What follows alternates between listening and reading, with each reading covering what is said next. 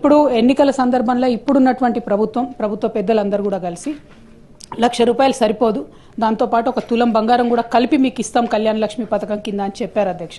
కళ్యాణ మస్తు అని పేరు పెట్టి ఈ పథకాన్ని ఇస్తానని చెప్పి కూడా చెప్పడం జరిగింది అధ్యక్ష. కానీ 15 నెలలు గడుస్తున్నా కూడా మరి కనీసం కళ్యాణ లక్ష్మి ఎంతమందికి ఇస్తున్నారు, పాత పద్ధతిలోనే ఇస్తున్నారా, ఇస్తుంటే క్రైటీరియా మార్చారా లేదా, ఇంకొకటి ఈ తులం బంగారం మరి 15 నెలల్లో అయినటువంటి పెళ్లిళ్లకు మీరు తర్వాత రీఎంబర్స్ చేస్తారా, ఏం చేస్తారు అనేటటువంటి అంశాన్ని మేము అడగడం జరిగింది అధ్యక్ష. జవాబు చూస్తే చాలా డిసప్పాయింటింగ్ ఉంది అధ్యక్ష.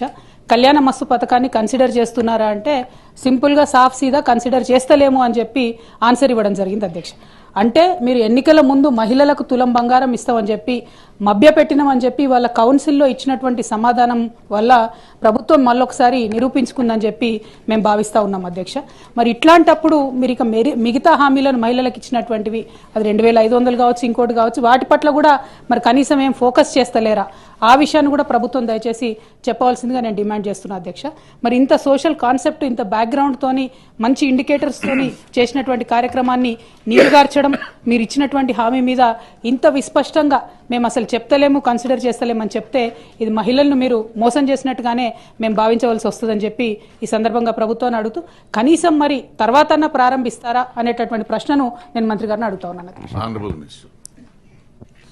గౌరవ సభ్యురాలు అడిగినటువంటి ప్రశ్నకు ఏ లేదండి, బి ఆ ప్రశ్న ఉత్పన్నం కాదు, సి ఆ ప్రశ్న ఉత్పన్నం కాదండి. అధ్యక్ష, థ్యాంక్ యూ అధ్యక్ష. పొన్నం ప్రభాకర్ అన్న చాలా నిజాయితీగా మేము మహిళలను మోసం చేసినాం ఎన్నికల ముందు, ఇప్పుడు మాత్రం ఆ పథకం ఇచ్చే ఉద్దేశమే లేదు అని చెప్పి ఖరాఖండిగా కౌన్సిల్ సాక్షిగా చెప్పినందుకు వారికి ధన్యవాదాలు తెలియజేస్తా ఉన్నాను. కానీ ఈ రాష్ట్రంలో మహిళలు దాదాపుగా 51% పైచిలకు ఉన్నారన్న. మహిళలు మీరు చేసినటువంటి మోసాన్ని గమనిస్తున్నారు. ఖచ్చితంగా సమయం వచ్చినప్పుడు మాత్రం వారు జవాబు చెప్తారని చెప్పి చెప్పక తప్పదు అధ్యక్ష. ఎందుకంటే ఇంత మొహమాటం లేకుండా మేము ఎన్నికల వాగ్దానాన్ని చేయమని చెప్తున్నారు ప్రభుత్వానికి.